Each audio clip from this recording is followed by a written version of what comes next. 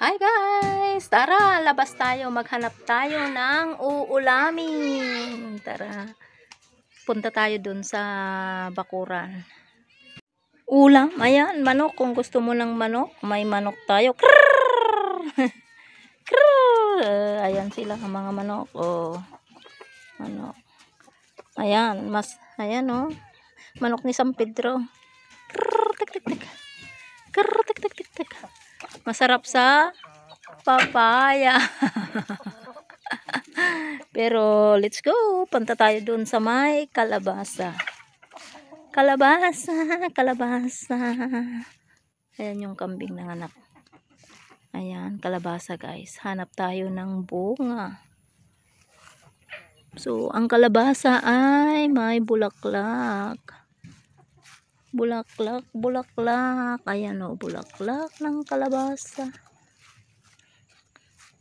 Ayan guys. Ayan, may bunga siyang maliit. Ayan, ay sayang.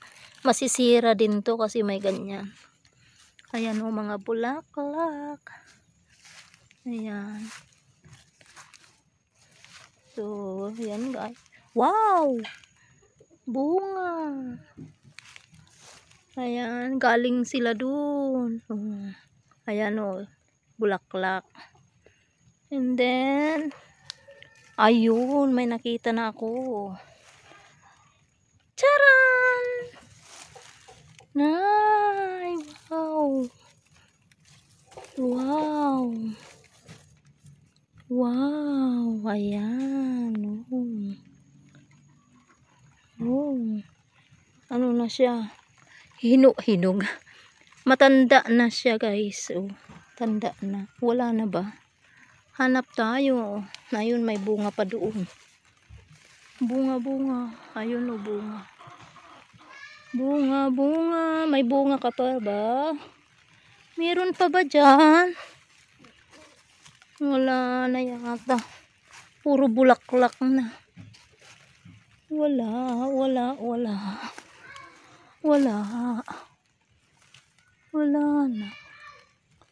Wala na akong makita. Wala na guys. Ito lang nag-iisa. Nakuha ko na nun yung isa. Ayan o. Kalabasa. Daming bulaklak doon. Bulaklak. Wala na guys.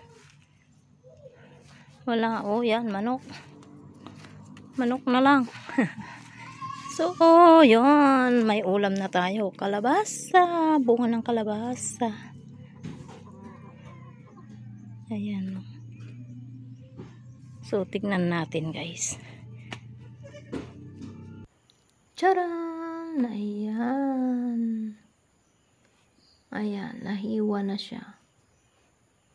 Ayan o. Parang melon.